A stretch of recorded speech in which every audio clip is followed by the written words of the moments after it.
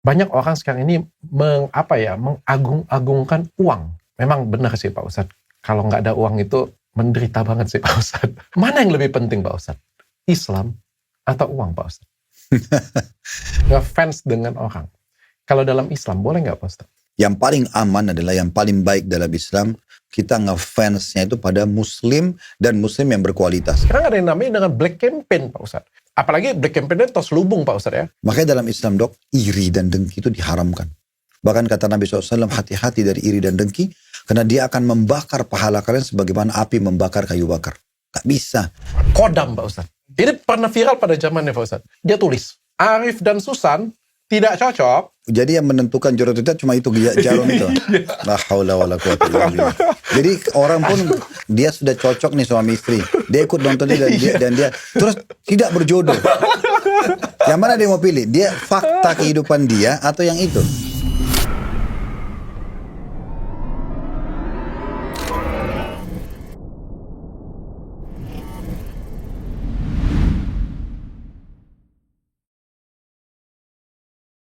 Bismillahirrahmanirrahim. Assalamualaikum warahmatullahi wabarakatuh. Waalaikumsalam warahmatullahi wabarakatuh. Saya buat acara Ramadan ini luar biasa ya. 90% daging.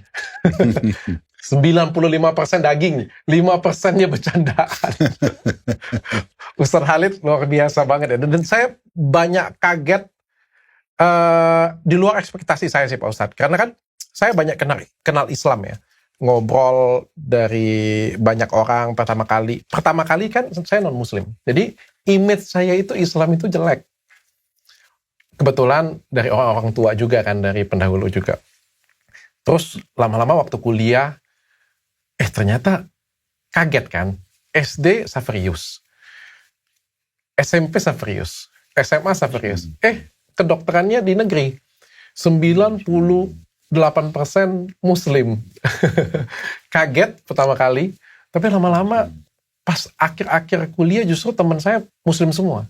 Saya ngerasa teman Muslim, menurut saya ya, jauh lebih enak, jauh lebih baik menurut saya ya. Pada waktu itu ya. Saya kenal Islam justru dari situ, tapi image saya tentang Islam masih nggak begitu bagus. Sering jalannya waktu, ketemu dengan beberapa teman, ulama-ulama, ngajarin saya ngerasa ternyata Islam tuh nggak seperti yang digambarkan pada benak saya. Tapi hari ini, selama berapa hari saya sudah belajar dengan Ustaz Khalid, saya ngerasa Islam itu lebih beda lagi dari yang digambarkan. Bahwa seindah itu, selembut itu, dan penuh kasih. Padahal katanya Ustadznya Salafi. Gimana dong Pak Ustadz? Emang kenapa kalau saya Salafi? Saya aja kesannya pada hari pertama saya sudah bilang kan, dosen killer. Saya bilang kan, serem. Kalau killer kan membunuh dok. Saya cuma memberikan informasi yang valid. Justru dari Ustaz Khalid ngajarin itu kasih, tidak dendam, menghargai pemimpin. Dari Ustaz Khalid saya nggak nyangka ya. Saya pikir itu akan sangat keras, akan sangat ini. Justru yang saya rasakan kelembutan, kehangatan. Karena inilah kemurnian Islam dok. Islam memang begitu. Jadi saya bukan menambah dari sisi saya. Apa yang saya sampaikan itu ya itulah Islam. Apa adanya gitu. Kita nggak nambah, nggak kurang, dan bisa kembali ke referensi Al-Quran dan Sunnah. Nabi ditemukan memang seperti itu informasinya. Dan saya kagum luar biasanya, beliau kalau nggak tahu atau belum bisa menjawab, beliau tidak akan menjawab. Walaupun saya paksa. Aduh, luar biasa. Hari ini kita pengen ngobrol tentang Nabi Ilyas. Nabi Ilyas. Hari ini kita langsung ke nabinya aja ya. Tapi sebelum itu kita promosi sarung dulu. Ini sarung yang saya pakai adalah sarung mangga. Ini sarung mangga Sasa. Menurut saya ini adalah sarung yang sangat nyaman dari bagian style, dan jujur itu yang saya rasain waktu pertama kali pakai sarung mangga Sasa ini. Ini adalah motif terbaru dari sarung mangga. Jadi banyak motif, tapi ini motif yang terbarunya. Desainnya simple, clean, tapi justru di situ kelihatan kelasnya. Bahannya adem banget, ringan, dan nyaman dipakai. Dipakai santai enak, dipakai ibadah tenang, dipakai acara juga kelihatan keren. Nggak harus banyak gaya, tapi aura premiumnya dapat banget. Karena tebel dan premium banget sih. Benar-benar cocok buat kamu yang pengen tampil modern, tenang, dan berkelas. Jadi kalau kamu pengen pakai sarung yang best quality, pakai sarung Mangga. Jangan lupa kalau mau order langsung silakan ke official store resmi di www.banggabersarung.com. Jadi kita semua bangga bersarung Mangga. Dan jangan lupa bagi kalian semua yang pengen jual emas, terus-terusan saya ingetin, silakan jual emas di pusatmas.id biar teman saya tambah cuan. Tapi ini tempat dia janjiin jual emas dengan rasa aman. Jadi di situ ada alat, jadi bisa kalian ukur kadar emasnya, jadi nggak pakai tipu-tipu, nggak pakai bohong-bohong. Dan kalian bisa jual emas kalian dengan benar-benar precise karatnya berapa, nggak ada surat, patah, rusak, nggak jadi masalah. Kalian bisa ukur di sana dan bisa jual dengan harga saat itu juga tertinggi. Jual emas dengan rasa aman di pusatmas.id. Hari ini kita pengen, ini baru pertama kali saya dengar nama Nabi Ilyas. Tapi topik yang kita mau bahas setelah ini, itu akan sangat menegangkan dan keren. Saya dengar dulu deh Nabi Ilyas. Silakan Pak Ustadz. Baik. Alhamdulillah wassalatu wassalamu ala Rasulillah.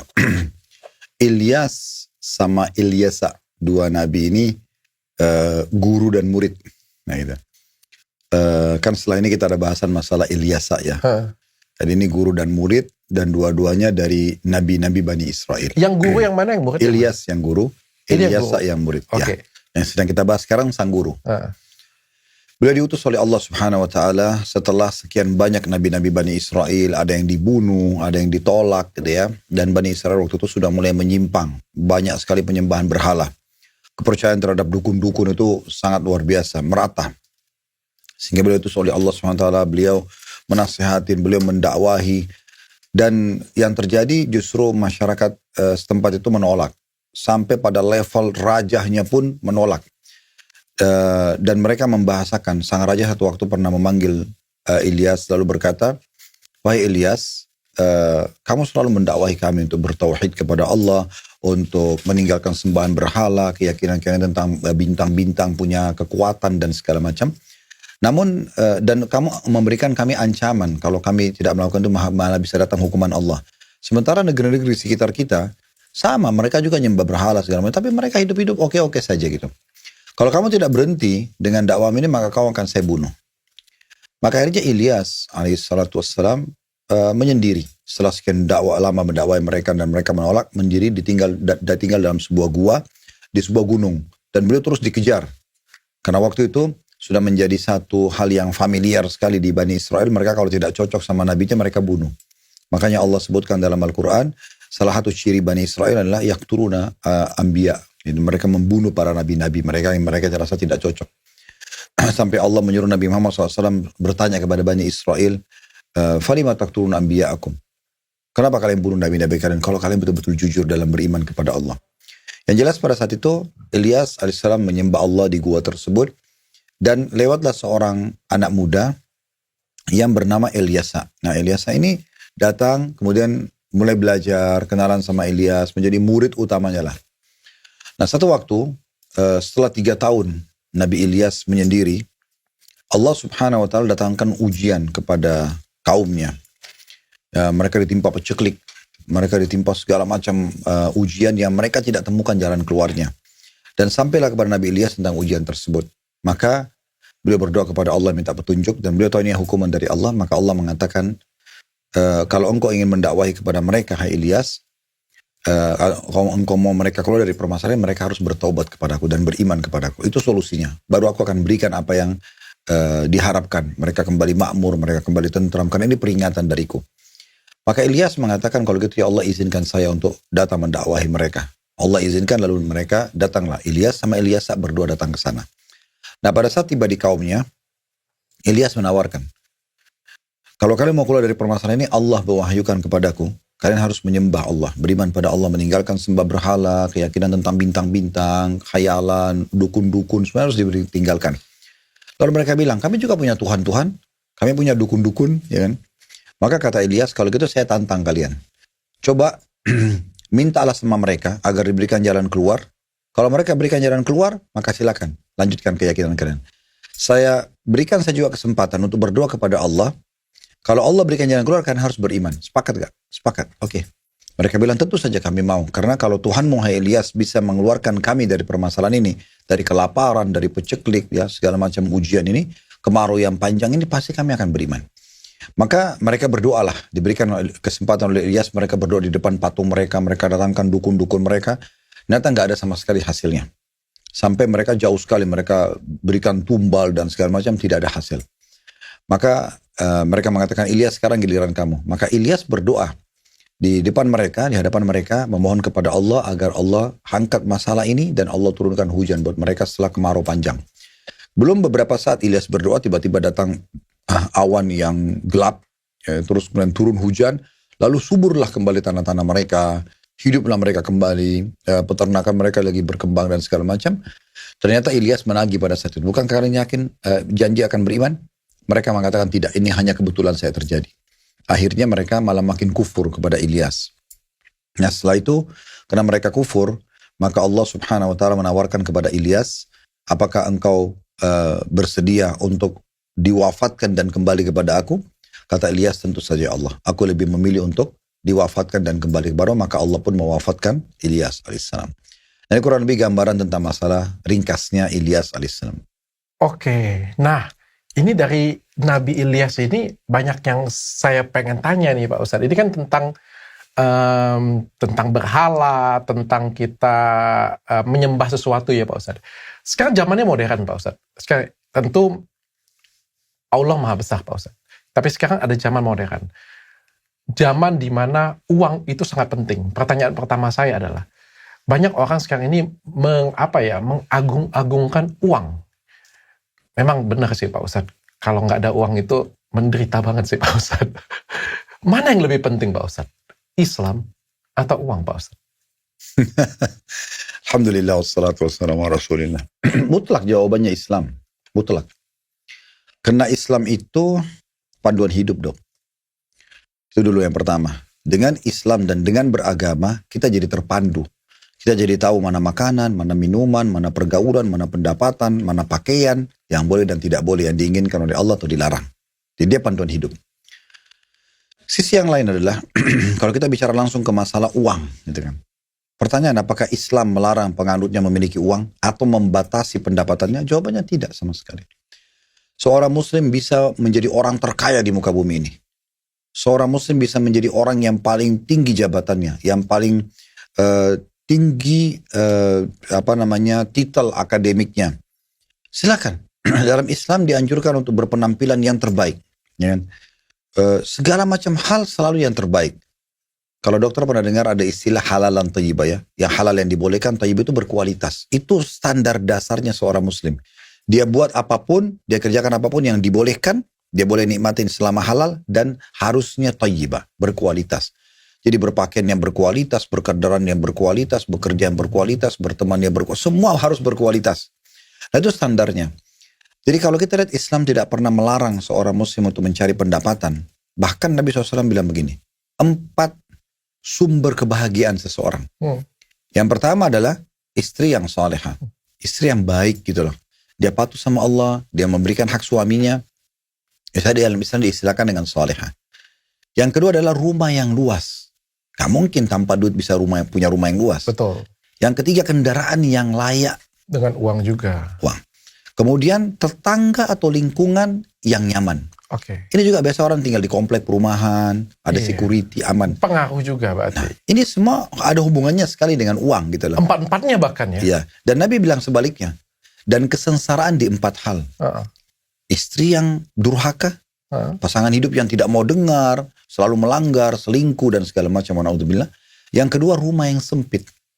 Oke. Yang ketiga kendaraan yang tidak nyaman. Yang keempat lingkungan yang rusak. Nah, ini poin sudah cukup sebenarnya menjadi tolak ukur kita. Karena Islam itu membolehkan seseorang hidup layak, mewah. Saya punya satu seminar dok, namanya, saya buat kelas namanya Ghazwa Academy. Ghazwa ini nama perusahaan kami. Saya buat perusahaan namanya Ghazwa Enterprise. Ghazwa ini sebenarnya semua peperangan yang dihadiri oleh Nabi Muhammad SAW, bahasa Arabnya Ghazwa.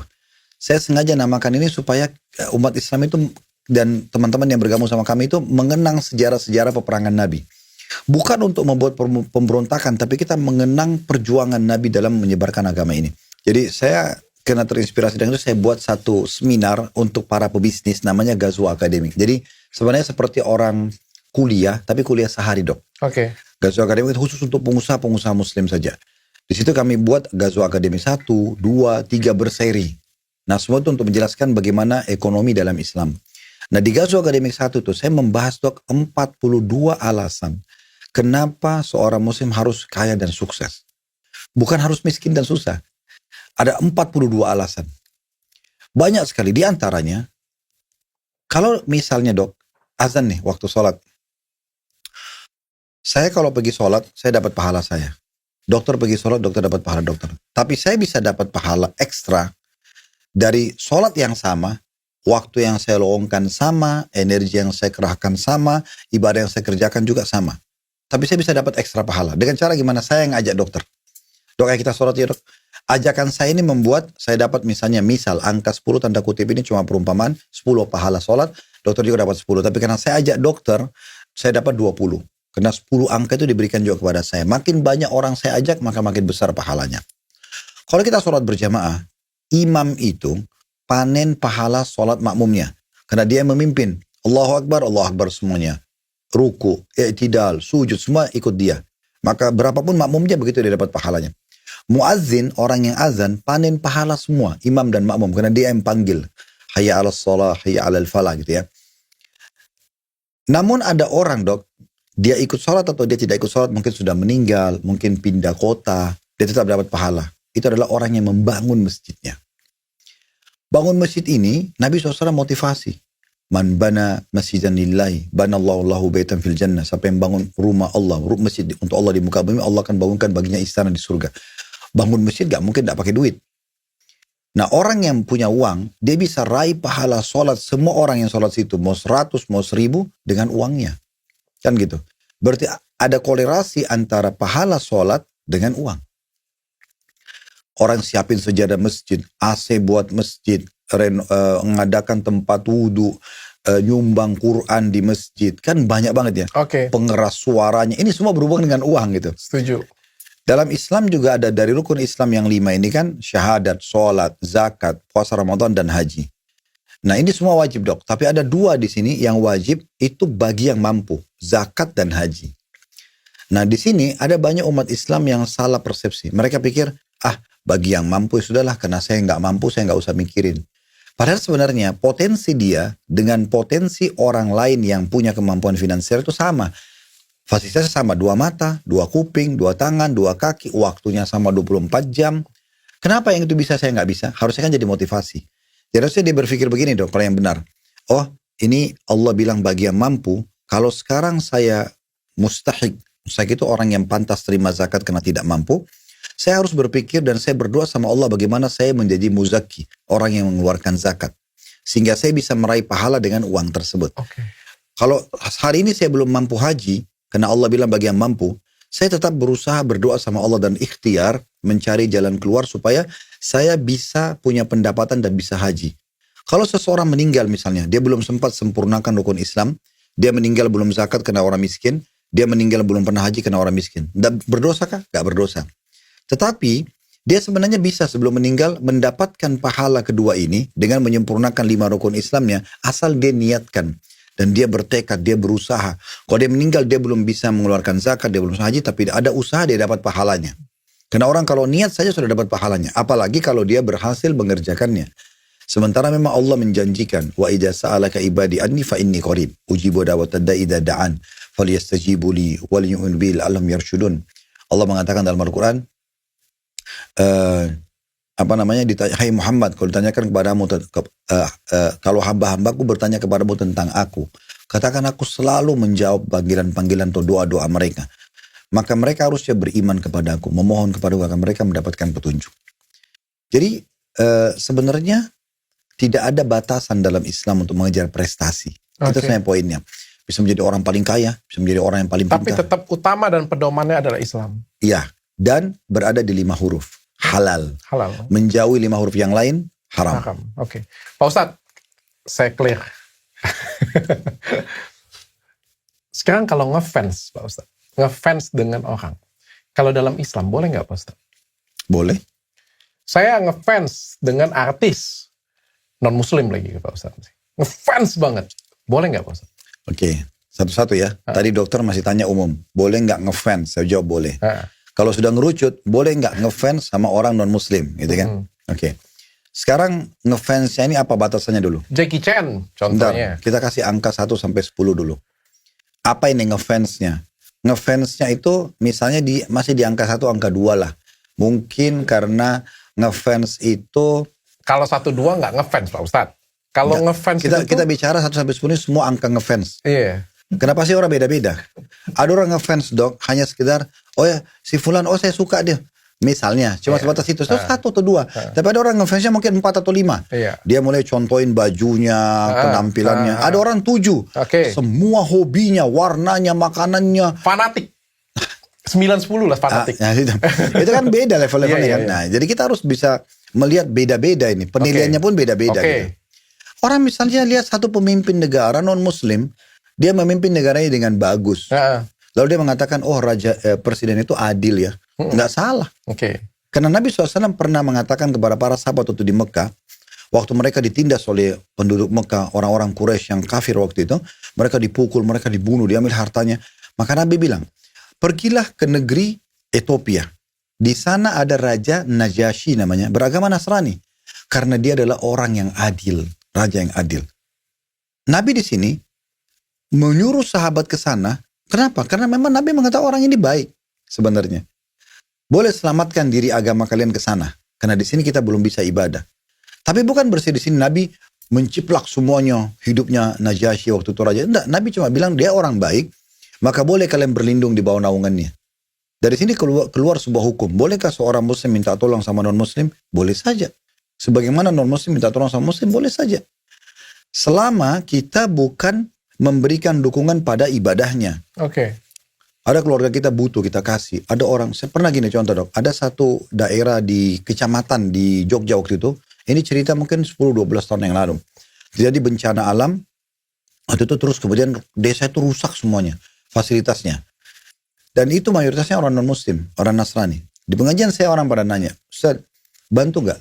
Saya bilang bantu. Boleh gak muslim bantu orang wilayah non-muslim yang kena bencana? Kenapa enggak saya bilang. Boleh bantu silakan, yang penting jangan bantu ritualnya, ibadahnya. Jangan bangun gereja, itu punya hak mereka sendiri. Tapi kita perbaikin sarana prasarana, jalanan, sekolah, pemerintah. Kenapa tidak? Karena kata Nabi SAW, khairun nasi anfa'um linnas. Manusia yang paling baik dalam pandangan Islam adalah yang paling bermanfaat bagi orang lain, kan begitu? Berarti jawaban Pak Ustadz adalah boleh ngefans asal tidak ke agama. Dan memang ada batasannya juga. Ngefans itu gini dok. Yang paling aman adalah yang paling baik dalam Islam. Kita ngefansnya itu pada muslim dan muslim yang berkualitas. Contoh dimulai dari Nabi. Waduh Pak Ustadz. Loh memang. Saya hampir jarang ketemu dengan orang nanya-nanya, kamu ngefans dengan siapa? Saya ngefans dengan Nabi. Loh, sekarang kita seharusnya seorang muslim dok, mengajarkan pada anak-anak kita, siapa idola kamu?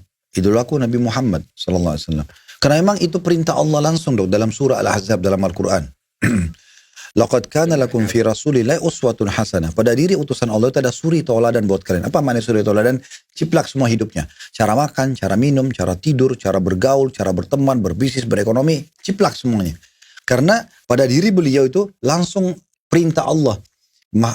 Pencipta yang mengatur semua ketahanan kehidupan manusia. Sehingga pasti benar gitu loh. Orang yang mau jadi sukses jadi anak, beliau sudah menjadi anak yang terbaik. Mau jadi orang tua terbaik. Mau jadi sahabat terbaik. Mau jadi seorang saudagar terbaik. Mau jadi politikus terbaik. Jadi semua terbaik. Disebutkan tentang ciri khas Nabi SAW, fisiknya paling sempurna, akhlaknya paling sempurna, ilmunya luas, penuh dengan kasih sayang, dan segala macam hal. Kita lihat itu semua positif. Jadi idola itu adalah, boleh nggak kita fans lagi selain Nabi Muhammad? Boleh. Orang-orang juga yang berprestasi seperti beliau. Itulah para sahabat beliau. Orang-orang yang mengikuti regenerasi terus-menerus seperti itu. Berprestasi dari sisi ibadahnya dan di sisi dunianya. Kalau kita ngefans dengan artis, Pak Ustadz?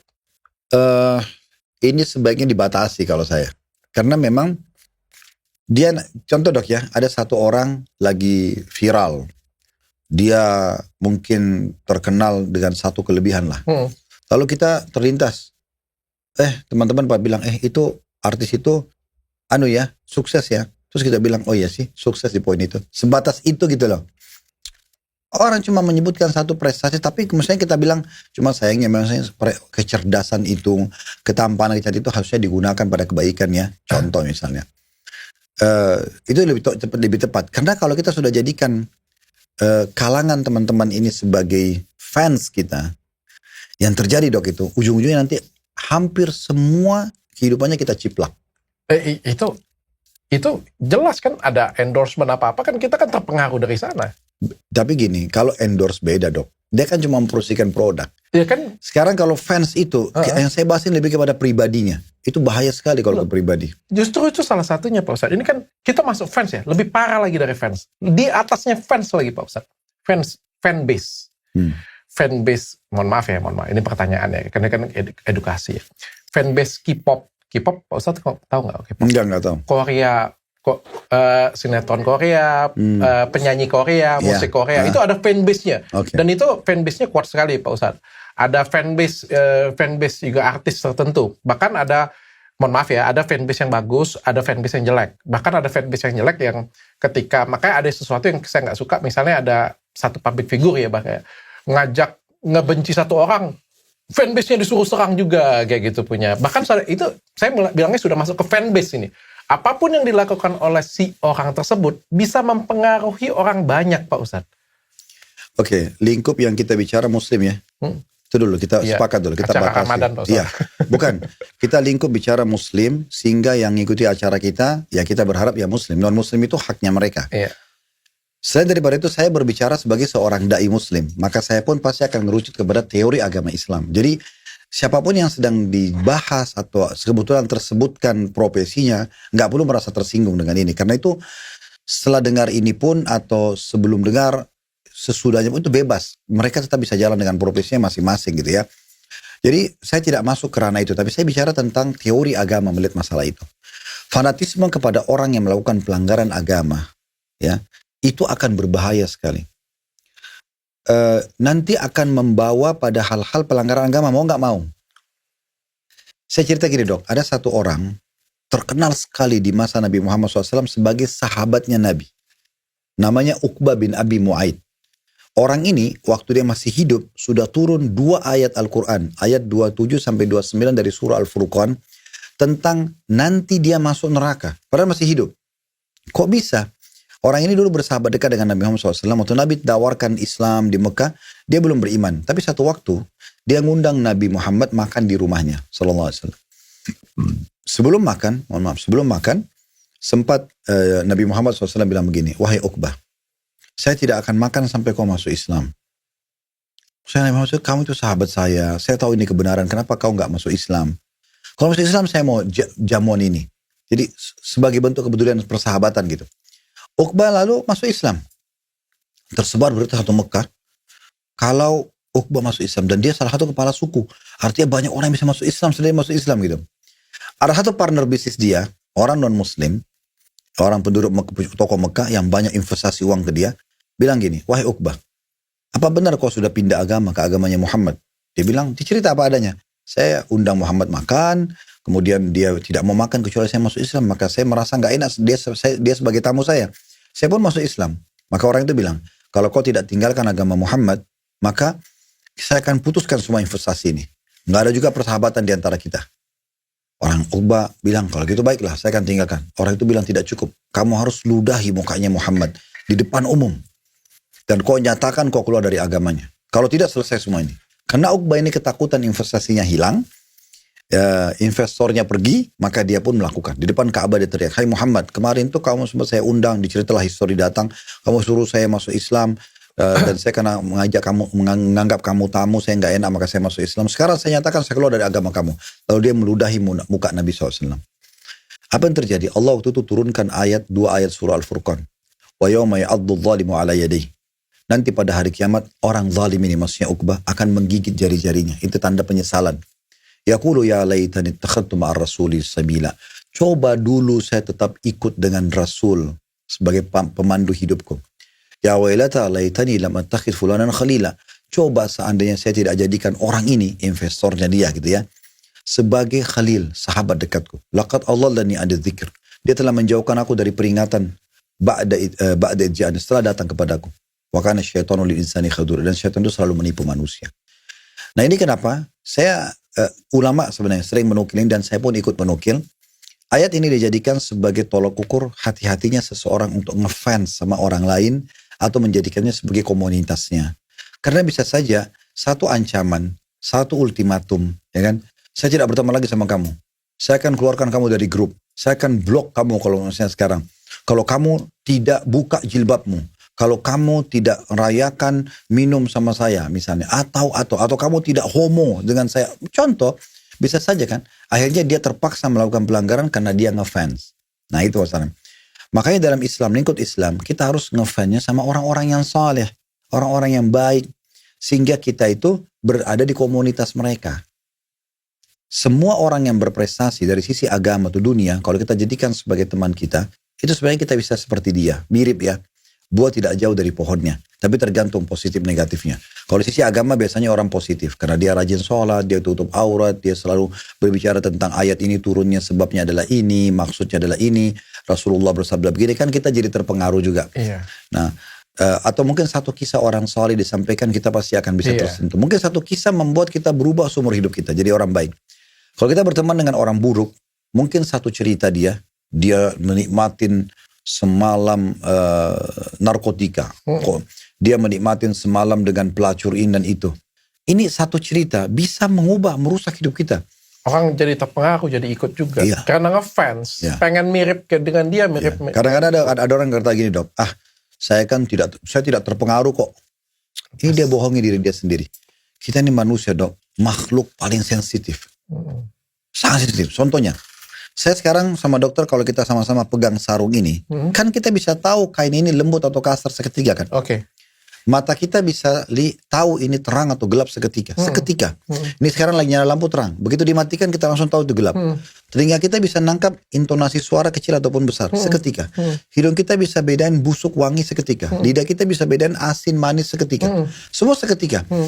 Ini yang nampak depan mata. Di dalam kita, dalam hati lebih pekah lagi. Jadi kalau kita melihat satu cuplikan film action, kita akan lebih jadi orang yang lebih suka action. Bahkan kita terpengaruh. Orang nonton yang sedih, dia sedih. Nonton yang kriminal, dia bisa. Game kah, film kah, dia terpengaruh. Makanya bahaya sekali dong. Gitu kan? Nah, yang paling aman seseorang menyelamatkan dirinya. Waktu kita terbatas dunia, kita akan meninggal dunia. Kapan kita berada di komunitas yang baik, kita akan selamat. Kapan kita berada di komunitas yang salah, bisa selamat, bisa tidak. Tapi tidak selamatnya bisa lebih besar. Oke.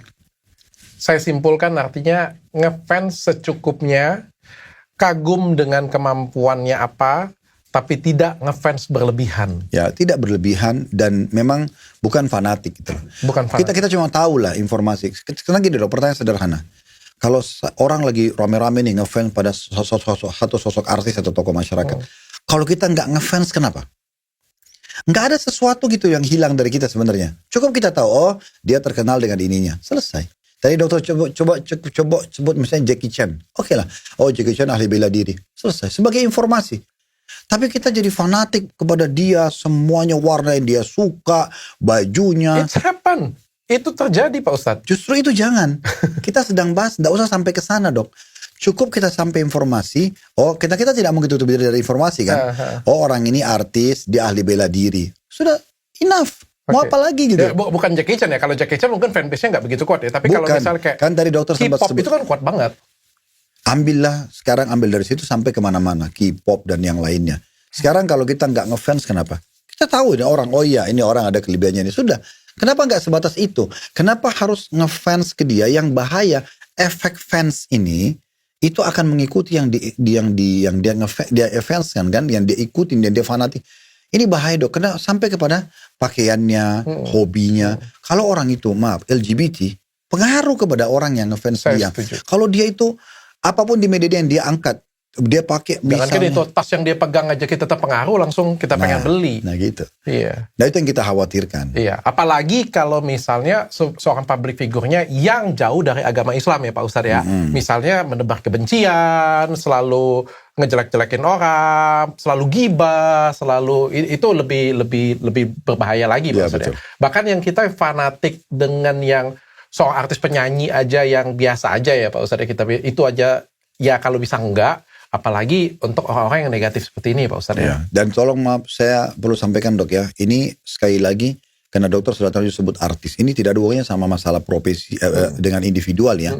Kita bicara secara umum. Ya, saya ngisi kajian di tempat-tempat teman-teman artis, banyak yang datang konsul sama saya sebagai. Jadi yang saya bahasakan ke mereka, tolong jangan tanyakan profesi ke saya. Tapi belajarlah agama Islam dari saya. Nanti kalau akidah dia sudah bagus, dia sudah mengenal Tuhan Allah SWT lebih jauh, kita sudah menanamkan kepada dia tentang kelebihan dan keutamaan Nabi Muhammad SAW dan para sahabat, nanti mereka bisa memilih sendiri. Karena kalau dari awal ikut pengajian sudah nanya tentang profesi, nanti kalau ada pertanyaan jawaban yang datang dan dia tidak suka, dia akan berhenti. Kan gitu. Kalau bagi saya sih orang semua yang mau belajar silahkan. Ya, boleh belajar dan boleh tanamkan. Di masa Nabi Muhammad SAW itu, di fase Mekah banyak orang yang masih suka membunuh anaknya, bayi, perempuan itu mereka nggak suka, mereka kubur hidup-hidup. Masih banyak minum khamr, masih banyak yang membunuh, masih banyak yang merampok jalanan, masih banyak transaksi riba. Nabi Muhammad SAW tanamkan tentang masalah akidah kepada mereka. Kenalin Allah itu bagaimana, sifat-sifat mulianya Allah, kemahabesarannya, kisah-kisah orang soleh yang sudah beriman.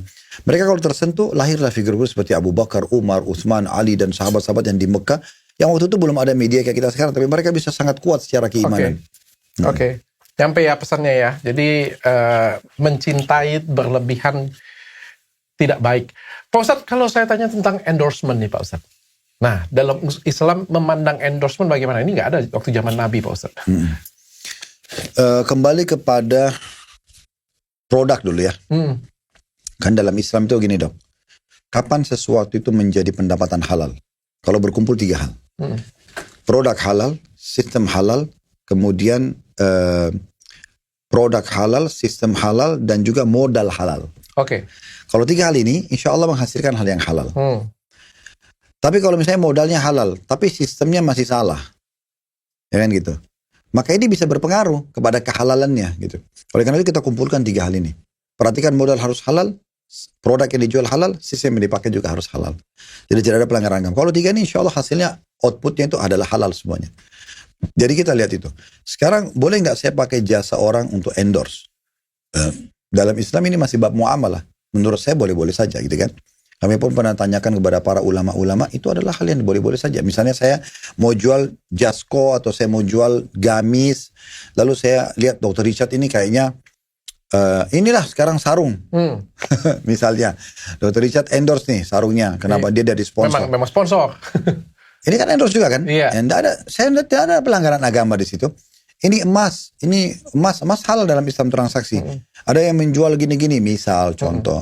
Kadang-kadang Dr. Richard juga sebutin masalah travel, masalah apalah. Itu semua adalah hal-hal yang Allah alam masih tidak ada masalah. Tapi kalau sudah mulai masuk ke endorse minuman keras, diskotik misalnya, yang karaoke gitu kan, atau yang negatif ya, yang dilarang dalam agama. Tampilnya seseorang yang memang kan sekarang itu di dunia perbisnisan ini ada satu konsep dasar dari barat itu, untuk membuat laku sebuah produk itu tidak bisa pisah dengan wanita yang terbuka kan gitu. Ya, jadi makanya jualan mobil sampingnya cewek seksi. Ya, tidak bisa kalau tidak seksi, harus seksi, pakai yang terbuka. Saya juga nggak pernah lihat ada jual mobil sampingnya orang pakai hijab ya. Nggak pernah dicoba ya kayaknya marketingnya. Coba dong. Enggak, maksudnya itu konsep. Tapi kan kita tidak bisa, kalau saya pribadi, saya tidak pernah mau menelan mentah-mentah sebuah produk, apakah itu karakter, apakah itu produk jualan mentah-mentah. Tapi kita coba lihat sisi positif, sisi negatifnya. Gitu kan? Karena saya bisa beli mobil, saya bisa promosikan tanpa harus ada perempuan misalnya.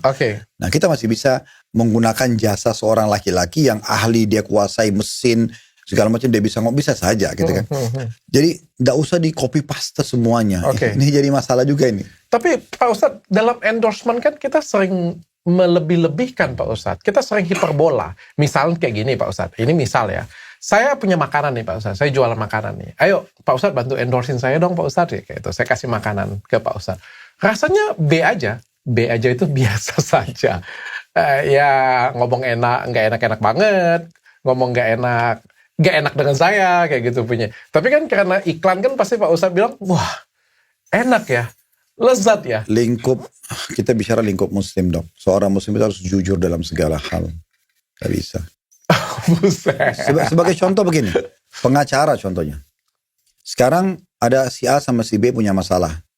Lalu si A ini jelas-jelas salah. Dia bukan pemilik tanah, si B pemilik tanah. Tapi dokter sebagai pengacara. Lalu si A datang. Dok, saya bayar pokoknya kalau menang ini setengah tanah itu punya dokter.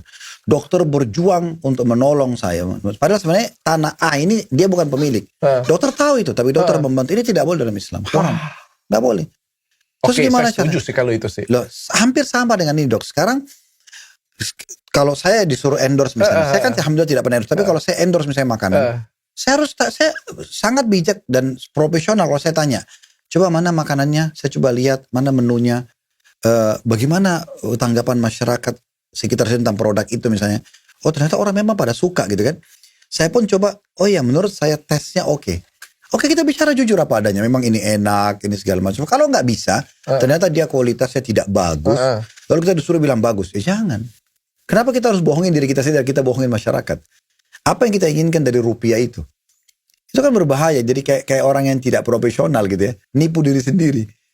Dia suruh Tapi orang. ada skrip Pak Ustadz. Bahkan kalau endorsement itu dikasih skrip Pak Ustadz dari yang punya produk. Ya disitulah kalau saya melihat kualitas orang dok.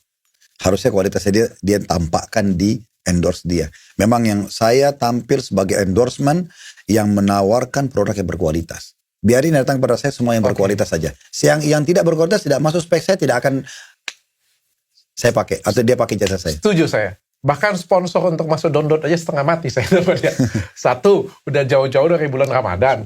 Yang kedua, bukan cuma nyocokin dengan saya, harus nyocokin dengan usaha lain juga. Saya takut misalnya produknya nanti ya nggak haram atau bertentangan dengan agama Islam ya. Makanya saya cari yang benar-benar berkualitas supaya kita nggak membual lah kita ngomongnya seperti itu ya. Tapi ya kita harus akuin bahwa di luar sana banyak banget endorsement yang scripted Pak Ustadz. Scripted ya kan, kebetulan kalau scripted sekarang kan memang kita pakai bagus nih kan. Tapi kan ada scripted yang sebenarnya kita nggak suka atau bahkan kita nggak pakai. Sayang banget, mereka menipu diri sendiri. Ya misalnya saya minum, wah ini saya hobi banget minum ini. Padahal ini baru pertama kali saya minum Pak Ustadz. Ya itu kalau saya lihat itu kurang profesional dok. Ya betul, profesionalisme itu penting. Baik itu dalam pandangan agama atau dalam dunia bisnis. Tidak profesional. Sekarang, oh ini kopi endorse ya. Saya belum pernah minum, lalu saya coba satu teguk, oh enak nih. Padahal sebenarnya dia sendiri mungkin belum tahu enak atau tidak. Berpengaruh nggak kepada mah dia? Kenapa sebelum endorse?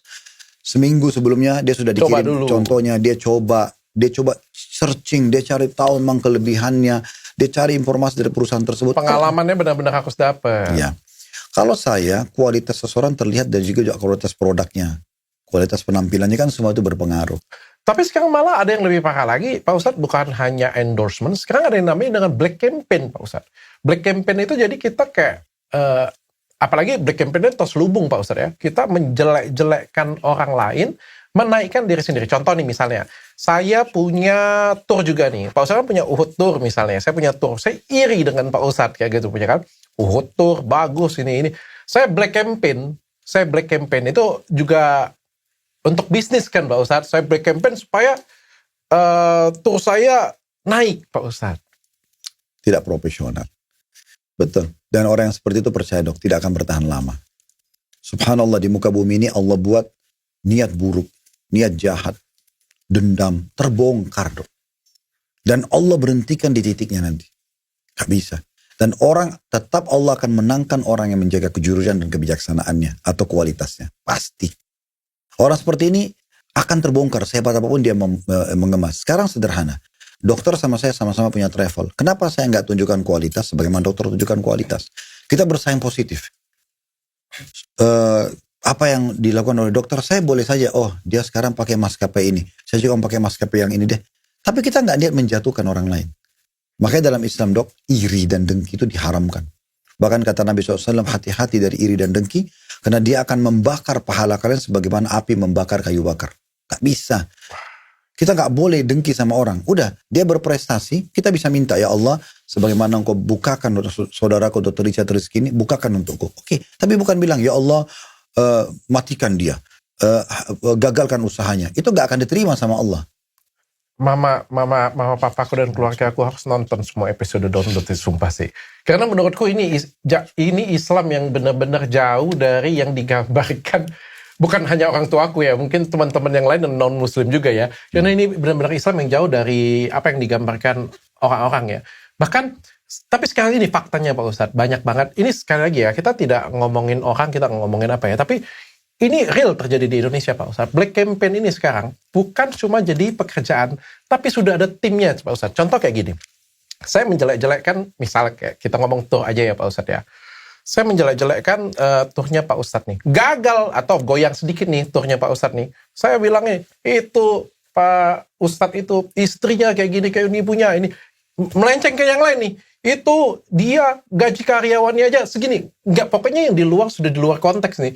Itu supirnya dulu, bahkan dulu supirnya tahun berapa, pernah misal nih, melebar kemana-mana. Terus bukan cuma itu Pak Ustadz, ada lagi nih pekerjaan yang buzzer namanya.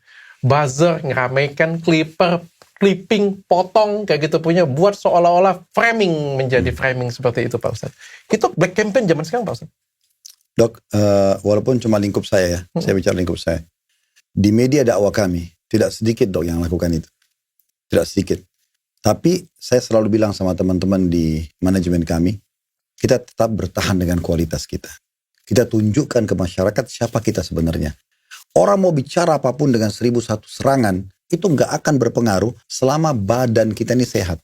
Oke, saya setuju. Kalau kita sehat, kita tunjukkan kualitas. Orang akan bisa menilai kok. Oh iya, ternyata tidak seperti yang mereka bahasakan. Kalau mereka tuduhkan sesuatu dan mereka tidak ada bukti, kan kita bisa saja, kalau atau mereka datangkan, oh itu istrinya begini dan begitu. Kita bisa saja datangkan istri kita bicara, nih buktinya mana. Kan bisa saja kalau kita mau bantah ya. Tapi saya punya satu konsep dalam hidup saya, sebenarnya saya tidak butuh membantah hal yang seperti ini. Bagi saya itu omong kosong gitu. Saya tidak melihat ini setara, maaf Dok, dengan kualitas kerja saya. Untuk apa saya sibukkan waktu dengan itu? Mereka pasti akan kehabisan bahan pada saat saya tidak kebakaran jenggot. Tapi kalau saya terganggu, pasti itu yang mereka inginkan. Saya setuju Pak. Udah selesai. Tetap tunjukkan kualitas. Saya tetap berdakwah dengan cara saya. Alhamdulillah tetap aja jemaah mendengarkan. Saya bekerja, ada yang mau travel, kami banyak tuh yang berusaha untuk cari kesalahannya, cari ini dan itu. Tapi itu tidak berpengaruh pada jemaah yang memang berpikir kualitas. Mereka tahu, oh tidak kok, di lapangan tidak begitu dan seterusnya. Pada akhirnya kualitas mengalahkan segalanya. Ya, itu dia. Itu yang juga saya percaya. Dari dulu saya juga percaya walaupun ada framing, ada apa, bagi saya kualitas yang akan menunjukkan semuanya. Ya. Pak Ustadz, aduh, gila ini keren banget ya. Jadi kalau misalnya kita berhala modern, sekarang berhala modern itu kayak gini Pak Ustadz. Pengen cari followers. Apapun dilakukan untuk mencari followers, like, dan juga viewers, sama komentar yang banyak Pak Ustadz. Boleh nggak Pak Ustadz? Boleh nggak dalam Islam menambah follower, viewer, dan segala macam? Boleh. Bukan tidak boleh. Tapi tunjukkan kualitasmu. Nggak usah beli. Ya kan, nggak usah buat sesuatu yang heboh, yang salah gitu loh Dok, salah gitu ya. Saya pernah didatangi oleh satu orang tokoh masyarakat Indonesia, dia sengaja buat satu berita heboh, seakan-akan ada masalah sama keluarganya, tapi tidak ada.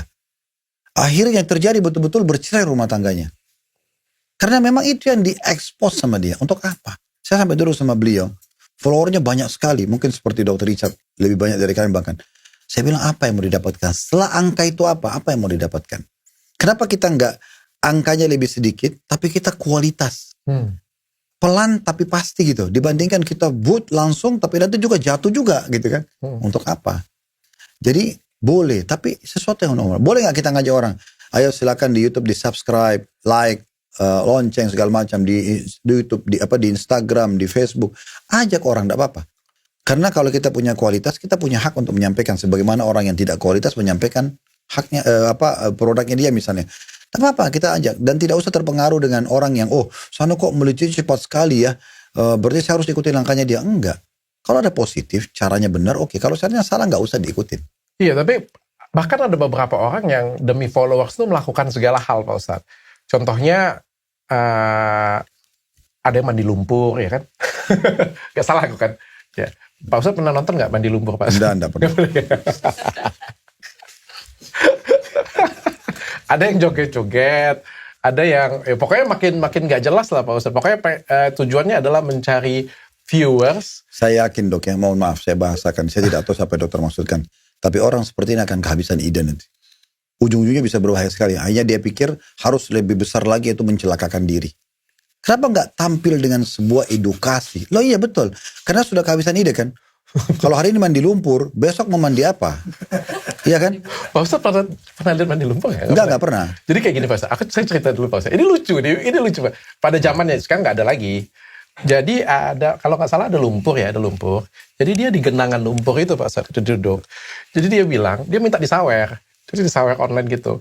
Kalau kalian sawernya koin, dia apa? Kalau sawernya apa, dia dicedok tuang lumpur ke badannya. Kalau misalnya ini dia lompat kayak gitu. Jadi kayak lucu-lucu. Iya, lama-lama pindah ke jurang tuh. Iya. Artinya apa manfaatnya gitu? Apa manfaatnya? Kenapa nggak barter dengan, kalau kalian bisa jawab pertanyaan saya kasih ini loh. Nggak apa-apa, besar mobil pun nggak apa-apa, tapi edukasi, manfaat. Ya kan? Suka nonton karena hiburan kali ya. Manfaatnya mereka dapat uang. Ya, mereka dapat uang, dapat saweran. Memang cuma itu doang cara dapat duit. Kan banyak banget gitu lah. Tapi masnya nonton nggak? Pernah lihat kan? Cuma Ustadz Khalid yang nggak pernah lihat mandi lumpur. Kalau saya memang saya pilih dok yang saya nonton. Lewat Pak Ustadz, dan viral, kadang-kadang viral. Kalau lewat kan bisa dilewatkan. Oh, lebih parah lagi Pak Ustadz, lebih parah lagi. Ini benar-benar lucu banget Pak Ustadz. Saya nggak tahu ya namanya. Kodam Pak Ustadz. Ini pernah viral pada zamannya Pak Ustadz. Dari nama, jadi dia tuh cari kodam. Jadi live kan dia, live kan. Nama Arif, kodamnya ini. Nama Doni Rapu, kodamnya ini. Banyak banget yang nonton dan nitipin nama Pak Ustadz. Ada lagi satu lagi, nama orang pasangan Pak Ustadz. Ini benar-benar kocak sih. Saya nggak tahu apakah memang ini masalah IQ atau masalah apa, saya nggak tahu. Tapi ini rame yang nonton Pak Ustadz. Dia tulis, nama Arif dan Susan tidak cocok. Itu ada ini bahkan ada kayak pendulum kayak gitu ya. Tidak cocok, berjodoh, akan cerai apa kayak gini Pak Ustadz. Nama berjodoh, nama sebut nama lagi. Itu yang nonton banyak Pak Ustadz. Itu luar biasa, jadi yang menentukan jodoh itu cuma itu jarum itu. La haula wala quwata illa billah. Jadi orang pun kalau misalnya dok, dia sudah cocok nih suami istri, dia ikut nonton dan dia terus tidak berjodoh. Yang mana dia mau pilih? Dia fakta kehidupan dia atau yang itu? Itulah namanya tatayur dok dalam Islam. Menggantungkan nasib sama sebuah benda. Hukumnya haram dalam Islam. Begini, di masa jahiliyah dulu, di masa Mekah, mereka itu justru pakai burung merpati. Jadi mereka datang ke satu dukun, lalu mereka bayar, nanti dukun itu akan memberikan mereka 3 lembar bulu merpati. Satu tulisannya lakukan, satu lembaran kedua jangan lakukan, yang satunya kosong. Ditaruh dalam sebuah kotak, lalu mereka kalau mau kerja, mau bisnis, mau nikah, mau safar, mereka kan ke dukun itu kasih duit, lalu mereka masukin tangannya ke dalam kotak itu, dia ambil salah satu bulu itu. Kalau bulu yang keluar kerjakan, oh berarti ini berkah, berhasil nih. Kalau yang keluar jangan kerjakan, berarti ini bahaya kalau dikerjakan. Kalau keluar yang tidak ada tulisannya, dia harus ulangin sampai dapat salah satunya. Apa hubungannya kesuksesan dia dengan bulu burung? Oh iya, ada juga tradisi orang jahiliyah dulu, mereka lepasin burung itu dok. Misalnya timur sama barat, mereka tujuannya safarnya ke barat, terus dia lepas burungnya ke timur. Mereka anggap itu berarti mereka akan celaka di tengah jalan. Kan mungkin saja yang dilepas itu burung jantan kejar burung betina ke timur kan gitu. Kenapa harus dihubungkan? Nah ini berkembang sekarang dok. Di Indonesia misalnya ada orang bilang tangan kanannya kalau gatal mau keluar duit, tangan kiri mau dapat duit, matanya kalau kedap-kedip di atas mau senang, kalau di bawah berarti mau sedih. Ini untuk apa? Nggak ada hubungannya. Kalau tangan kiri gatal selalu mau dapat duit, gatalin tiap hari aja, nggak usah kerja. Masalahnya urat sarafnya lagi ada masalah. Contoh, matanya kurang istirahat, ya pastilah kedap-kedip. Tapi ada yang lebih parah lagi Pak Ustadz. Nah ini mungkin terakhir ya, ini lebih parah lagi Pak Ustadz. Ini bahkan titipan istri saya nih Pak Ustadz, dia sampai concern banget dia bilang. Peramal Pak Ustadz, peramal itu sangat dipercaya di Indonesia. Orang Indonesia itu hobi banget ramalan Pak Ustadz. Pak Ustadz boleh ngomong mayoritas orang Indonesia itu adalah Islam, tapi orang di Indonesia, saya nggak ngomong orang Islam di Indonesia ya, tapi orang di Indonesia sangat hobi ramalan. Bahkan mencocok logi. Bahkan saya bilang ini sangat mengerikan Pak Ustadz. Kenapa saya bilang sangat mengerikan? Saya pernah undang, jujur. Tapi saya janji setelah acara ini, saya tidak akan pernah undang lagi. Karena bagi saya, mengundang seseorang yang bisa meramal. Maksudnya secara acara kita nih? Sebelum ini juga saya tidak, setelah acara ini saya tidak akan undang lagi. Oke. Deal. Karena menurut saya ini sangat berbahaya Pak Ustadz. Ketika dia meramal, entah itu dengan kemampuan dia atau tidak, atau berbohong sekalipun, dia punya potensi bisa merusak hidup orang lain. Misal, dia berbicara Pak Ustadz, contoh ya Pak Ustadz ya, saya pikir tahun depan ada seorang Ustadz yang namanya K. Saya lihat dia akan kejatuhan. Banyak banget yang percaya dengan saya loh Pak Ustadz. Banyak banget. Itu bayangkan orang tiba-tiba menyerang Pak Ustadz semuanya, kayak gitu punya. Wah benar kan kamu kan seperti ini. Jadi kayak kata-kata saya bisa menghancurkan seseorang. Entah itu saya bilang benar atau enggak ya, apa yang saya benar dapat ini atau enggak ya. Tapi ini sangat berbahaya dan orang Indonesia hobi banget ramalan Pak Ustadz. Dan hobi banget mencocok logi ramalan. Jadi kalau ada yang ramal nih, besok ada kejadian dicocok logiin. Nah benar kan? Itulah efek dari ramalan dok. Makanya saya jawab dari dua sisi. Kata Nabi SAW pertama dalam sebuah hadis yang sahih, siapa yang mendatangi peramal, dukun, penyamun, penyihir, satu kelas nih. Ya, 4 ini. Peramal, penyamun, penyihir gitu kan. Ini semua mereka ini yang mendatanginya. Bertanya tapi belum percaya. Cuma bertanya aja. Coba ramal tangan saya, coba ramal nasib saya, coba ramal jodoh saya, coba ramal gini gitu. Maka tidak diterima sholatnya 40 hari. Termasuk komen ya Pak Ustadz? Ya, ini kan dia bertanya nih. Ya. Bertanya. Kalau dia bertanya, Nabi kan bilang bertanya. Bukan masalah komennya. Terus dalam hadis yang lain, siapa yang bertanya pada dukun, peramal, penyihir, penyamun, kemudian percaya, maka dia telah kufur apa yang diturunkan pada Nabi Muhammad SAW. Percaya? Ya, dia percaya betul. Oh, berarti nanti betul nasib saya minggu depan saya akan celaka. Oh, nanti betul sana terjadi bencana. Itulah alamnya penyihir dan dukun. Itu alam mereka. Jadi nggak boleh kita percaya. Berarti itu satu sisi dok. Berarti dalam Islam dilarang. Kalau ada seorang Muslim yang melakukan itu, berarti mereka dia tidak paham agamanya.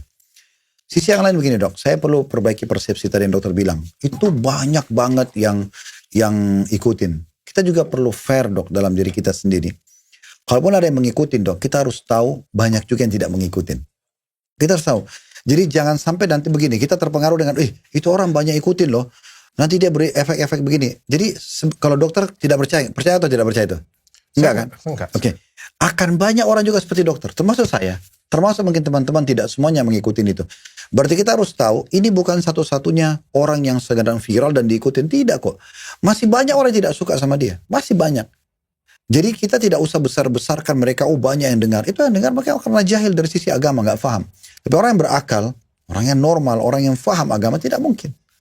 Kan gitu. Masa dia mau gantung nasibnya dengan yang kejadian minggu depan yang dia ditebak.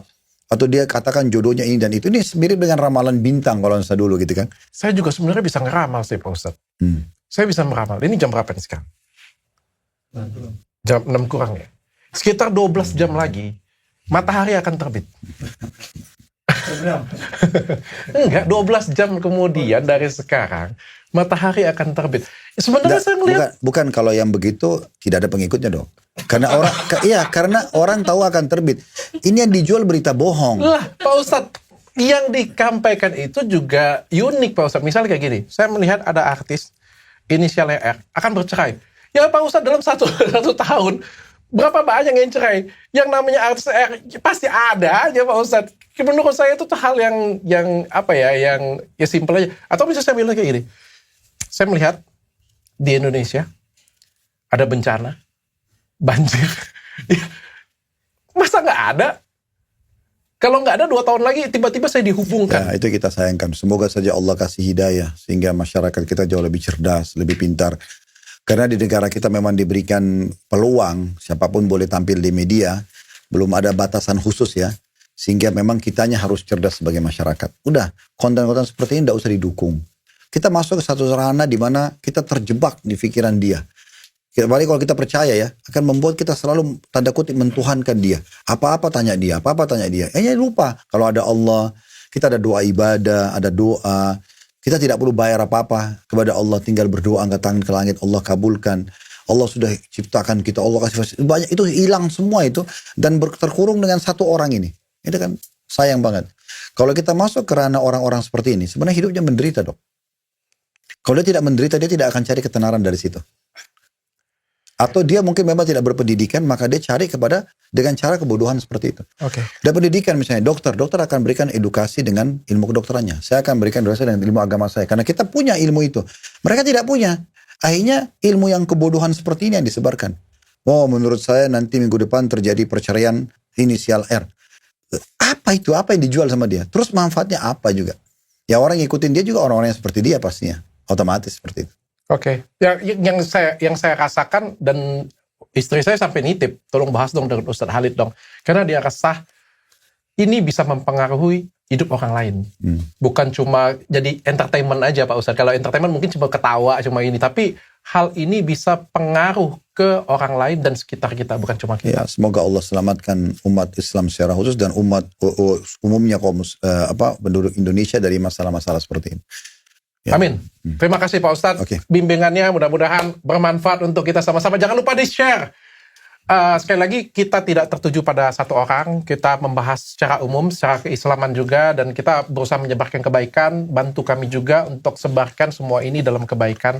Kita tutup podcast hari ini dengan kafaratul majelis. Subhanakallahumma wa bihamdika. Asyhadu alla ilaha illa anta astaghfiruka wa atubu ilaik. Assalamualaikum warahmatullahi wabarakatuh. Waalaikumsalam warahmatullahi wabarakatuh.